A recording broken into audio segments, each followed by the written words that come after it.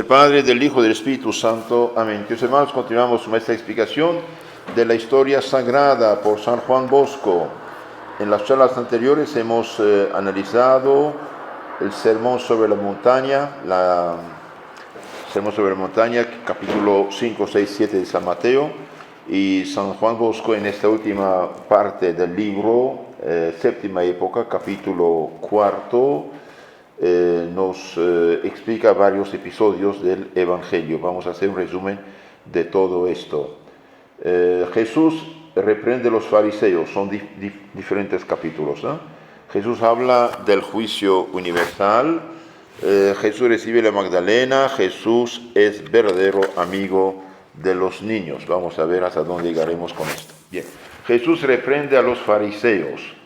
Los profetas anunciaron que el Mesías sería contradicho por su pueblo y especialmente por aquellos que más que ninguno otro hubieran debido creer en él. Fueron estos los escribas y fariseos, enemigos jurados del Salvador. Tremendo esto, ¿no? Los fariseos, los sacerdotes, los teólogos, los canonistas, los dirigentes del pueblo que tenían que recibir a Jesús y mostrarlo al pueblo, bien son ellos que van a ser sus enemigos jurados, ¿no? Ahora, en tiempo del Salvador había 4 sectas, 4 partidos, digamos, secta aquí no en sentido de negativo, sino positivo, ¿sí? Ramas, vamos a decir, ramas, partidos, ¿eh? Había 4 sectas que dominaban entre los judíos. Una era de los saduceos, llamados así de Sadoc, del cual se consideraban como discípulos. Estos negaban la inmortalidad del alma, la resurrección de los muertos, la existencia de los espíritus, de los ángeles y otras muchas verdades, ¿no? Completamente un cierto ateísmo. Negaban todo esto los saduceos. Era otra la de los fariseos, Ahora, los fariseos al inicio fueron buenos, pero van a exagerar y caer en la trampa. Los fariseos hacían consistir toda su piedad en el porte exterior, de ahí lo hipócrita. Fariseo es la hipócrita actualmente, ¿no? Todos los fariseos hacían consistir toda su piedad en el porte exterior, creyendo lícita toda maldad con tal que se hiciese en secreto. Es una locura, ¿no? Entonces, todos los fariseos son hipócritas de primera, dijimos. ¿Por qué? Porque hacen consistir toda la piedad en el porte exterior, creyendo lícita toda maldad con tal que se hiciese en secreto. Hipócritas. Una parte de los judíos de nuestros días siguen aún la doctrina de los fariseos. A los escribas estaba encomendado escribir la ley, interpretarla y explicarla al pueblo. A los escribas estaba encomendada escribir la ley, interpretarla y explicarla al pueblo. La mayor parte eran fariseos. También había otro partido, los herodianos de Herodes, los cuales creían que era necesario someterse al dominio de los romanos, que se pudiesen seguir las prácticas de los paganos. Hoy diríamos los católicos liberales, totalmente liberales, ¿no? Y finalmente había los esenios que practicaban algunas virtudes, pero negaban la resurrección de los cuerpos. Otro problema. Entonces, en este ambiente está nuestro Señor y ellos tienen la jefatura, ¿eh? Y finalmente son ellos que van a coalizarse para exigir de Pilatos la muerte en la cruz de nuestro Señor. Hallándose Jesús en Galilea, fueron ahí algunos fariseos de Jerusalén para censurar sus acciones. Mira, tienen los ojos abiertos, no les conviene lo que hace Jesús, van a censurar sus acciones. Habían observado que sus discípulos se ponían a comer sin lavarse las manos, dijeron: ¿por qué tus discípulos quebrantan la tradición de nuestros ancianos comiendo sin lavarse antes las manos? Jesús, que conocía la maldad de sus corazones, contestó: hipócritas, que ponen máscara. Bien profetizó de vosotros Isaías cuando dijo: este pueblo me honra con los labios, pero su corazón está lejos de mí. Observáis las tradiciones de los hombres, lavándoos las manos, y no observáis los mandamientos divinos. Ahí nuestro Señor les da bofetado a la cara. Ustedes observan tradición humana y no observan la ley de Dios. Qué hipócritas que son. Dios dijo por medio de Moisés: honra a tu padre y madre. El que maldiga a su padre o a su madre sea castigado de muerte. Pero vosotros enseñáis que quien ofrece al templo necesario para el sustento de sus padres, cumple este mandamiento. Entonces, en lugar de ayudar a sus padres, van a dar al templo. Y el templo, concretamente, son ellos.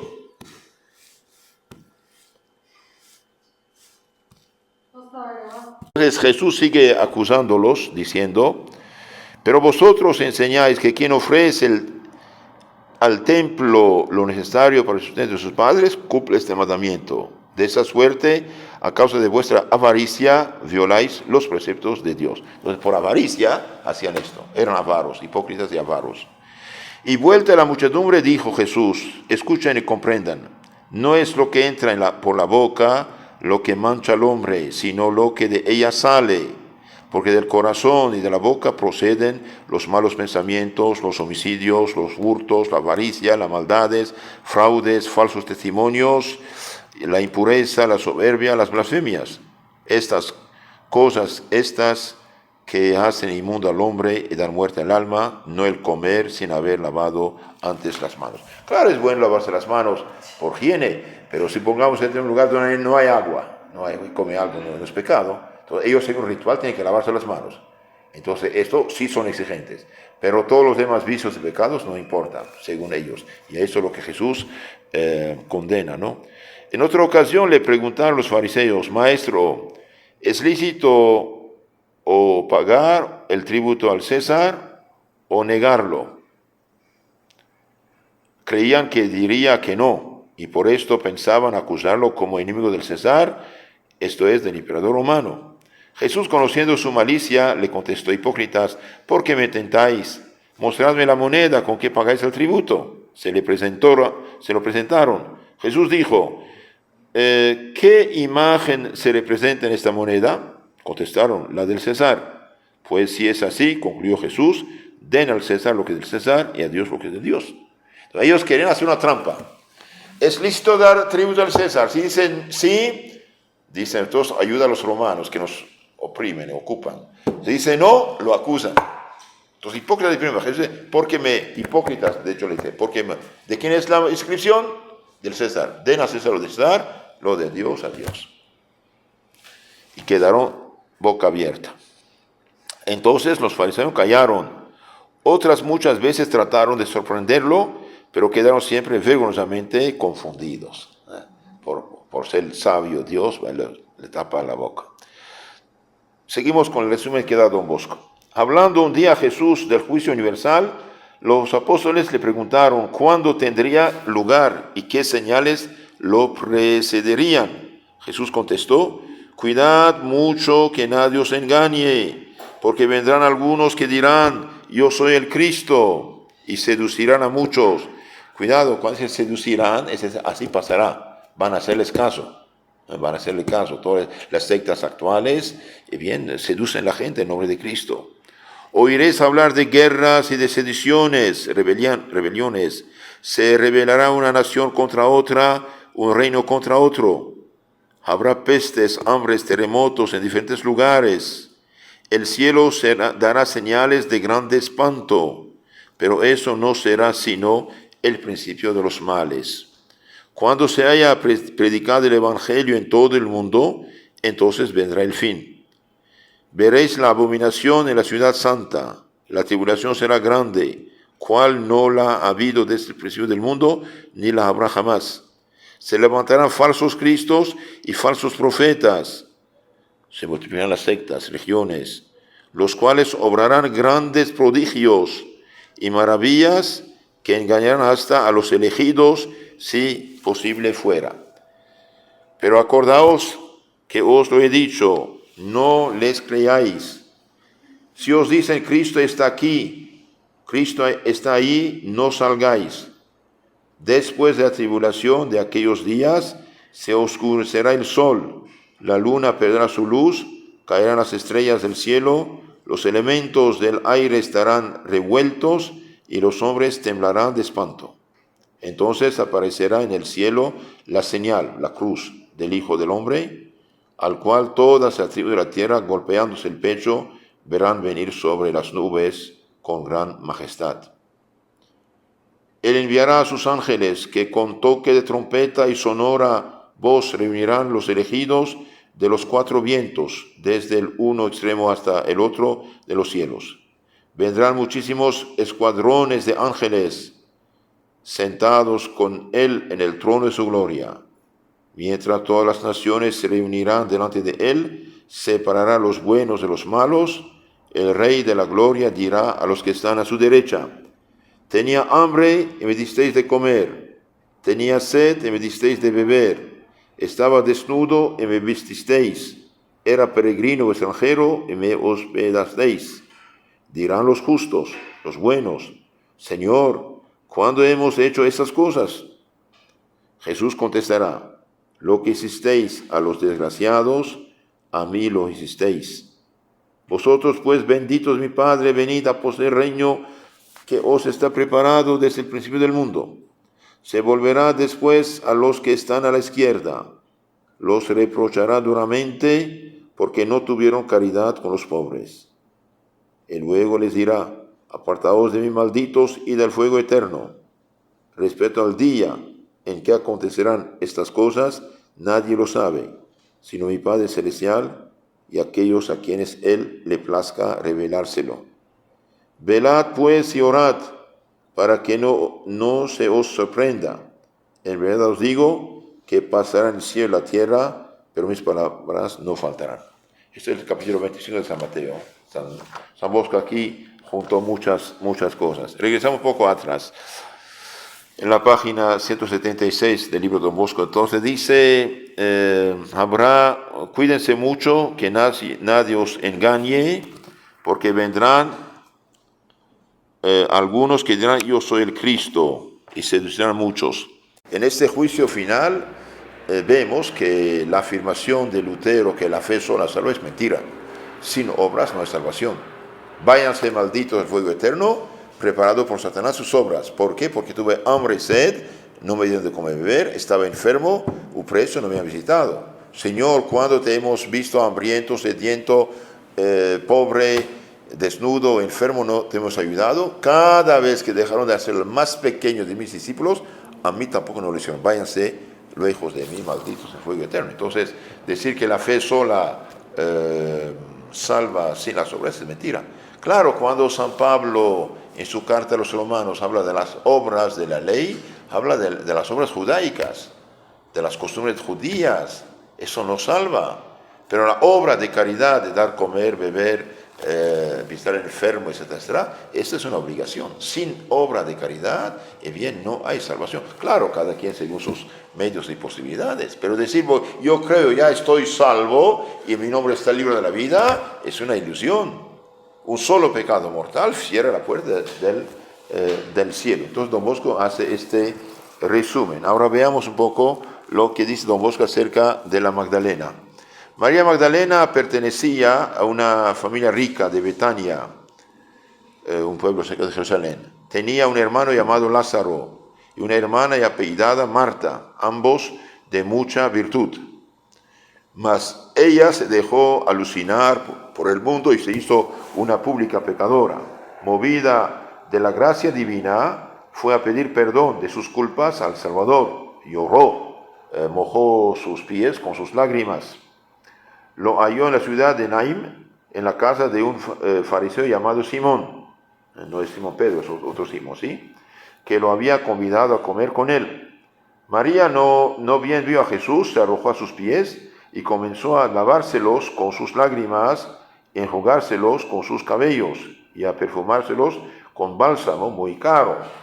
Simón, el fariseo, al ver esto, dijo para sí: si este fuera profeta, sabría quién es esta mujer, que es pecadora. Entonces ahí la juzga, Simón juzga fuerte. Jesús, que como Dios conoció sus pensamientos, vuelto a él, le dijo, Simón, tengo que decir una cosa. Habla, maestro, contestó. Jesús prosiguió, 2 deudores debían a un acreedor, el uno 500 denarios, el otro 50, póngale $500 y $50. Al acreedor absolvió de su deuda a ambos. ¿Quién de los dos debe quedarle más agradecido? Contestó Simón, aquel a quien perdonó más. Has hablado bien, replicó Jesús, pues a esta le son perdonados sus muchos pecados porque ha amado mucho. Y vuelto a ella le dijo, tus pecados te son perdonados, tu fe te ha salvado, vete en paz. Este hecho nos enseña que por más numerosos que sean nuestros pecados, si nos presentamos arrepentidos a los pies de Jesús y nos confesamos con firme voluntad de enmendarnos, alcanzaremos misericordia. Entonces aquí Don Bosco habla un poquito de lo que es la confesión. De hecho, Jesús dice, tus pecados están perdonados. Otro día estaba hablando, había mucha gente y trajeron un paralítico y no podían acercarse. Entonces subieron al techo, el techo había como una cosa, con una ventana en el techo, pueden abrir. Entonces le hicieron descolgar a los pies de Jesús. Y Jesús dice, ánimo hijo, tus pecados están perdonados. Y la gente ahí dice, este hombre blasfema. ¿Quién puede perdonar los pecados sino solo Dios? Bueno, tenía razón, solo Dios puede perdonar los pecados. Pero no sabían que Jesús era Dios encarnado. Y Jesús contesta, ¿qué es más fácil? ¿Decir tus pecados están perdonados o decir levántate, camina? Para que sepan que yo tengo poder de perdonar los pecados, dijo al paralítico, levántate, toma tu cama y vete a tu casa. Y este hombre lleno de salud, carga su cama y va a su casa. Entonces aquí Jesús dice lo mismo a la Magdalena, tus pecados te son perdonados. Nosotros, ¿cómo recibimos el perdón? Bien, en la confesión. ¿Y quién perdona? Es Jesús. ¿Mediante quién? El sacerdote. ¿Por qué así? Y porque Jesús dio este poder el día de la resurrección. El domingo de Pascua, Jesús aparece a los apóstoles, sopla sobre ellos diciendo, reciben el Espíritu Santo, a quienes perdonan los pecados que perdonados y a quienes tienen que ser detenidos. Capítulo 20, 21 a 23 de San Juan, noten esto, San Juan 20, capítulo 20, versículos 21 a 23. Reciben el Espíritu Santo, a quienes perdonan los pecados quedan perdonados. Y finalmente, Don Bosco termina este capítulo con Jesús, verdadero amigo de los niños. Aunque el Hijo de Dios se hizo hombre para salvarnos a todos, dio sin embargo a los niños muestras de especial benevolencia. Una turba de chiquillos levantaba cierto día tanto ruido a su alrededor que fastidiados los apóstoles la quisieron dispersar. Don Bosco habla de lo que pasaba con él aquí. Don Bosco tenía tantos chiquillos alrededor también.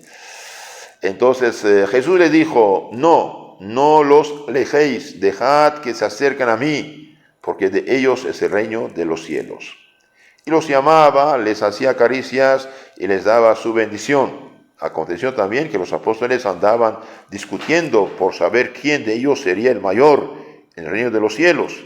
Jesús llamó un niño, lo puso en medio de ellos y dijo, en verdad os digo que si no os hacéis humildes, sencillos como niños, no entraréis en el reino de los cielos. El que se haga pequeño como uno de esos niños, será el mayor en el reino de los cielos. Quien recibe a uno de estos niños en mi nombre, a mí recibe. Y el que a mí me recibe, recibe a aquel que me envió, es decir, a mi Padre Celestial. Y continuó, al que escandalice, al que da mal ejemplo, a un niño de estos niños chiquitos que creen en mí, más le valiera atarse al cuello una piedrota de molino y arrojarse al profundo del mar. Entonces, el que da un mal ejemplo a un niño hace un pecado tan grande que merece que desaparezca de este mundo. Tener una piedrota, es decir, 2 toneladas en el cuello, ser echado glu glu glu al fondo del mar. Mejor esto que dar mal ejemplo a un niño, sea lo que sea el mal ejemplo, ¿no? Hay del que da lugar a esos escándalos, esos tropiezos, esos malos ejemplos. Desgraciadamente, demasiados escándalos hay en el mundo, dice Don Bosco, mas hay del que los produce. Cuidado, pues, con despreciar a uno de estos pequeñuelos, porque os digo que sus ángeles custodios siempre ven en el cielo el rostro de mi Padre Celestial. También obró muchos milagros en beneficio de los niños. El jovencito, por ejemplo, hijo de la viuda de Naim, viuda, madre de un solo hijo, lo resucitó. Y hace 2000 años la iglesia cuida de los niños, cuida de los huérfanos, cuida de los niños válidos, cuida de la educación. ¿Cuántas escuelas? Bueno, en lo concreto, todas las escuelas en los países cristianos, al inicio la iglesia los empezó. Después, cuando los gobiernos se son fuertes, ya no estaban en la iglesia, confiscaron las escuelas de la iglesia para hacer escuelas del Estado. Pero en lo concreto, las escuelas, los hospitales, los asilos, los orfanatorios, las universidades, la iglesia empezó donde quiera estas cosas. Entonces, cuidado, es una grande caridad ayudar a los niños, enseñar a los niños, catequizar a los niños, dar buen ejemplo a los niños y proteger a los niños. ¿Por qué? Porque los niños de hoy serán los adultos de mañana. Entonces, educar bien los niños es realmente proteger la generación futura. Y mal educar a los niños es envenenar las fuentes del agua pública, decía San Juan de Ávila.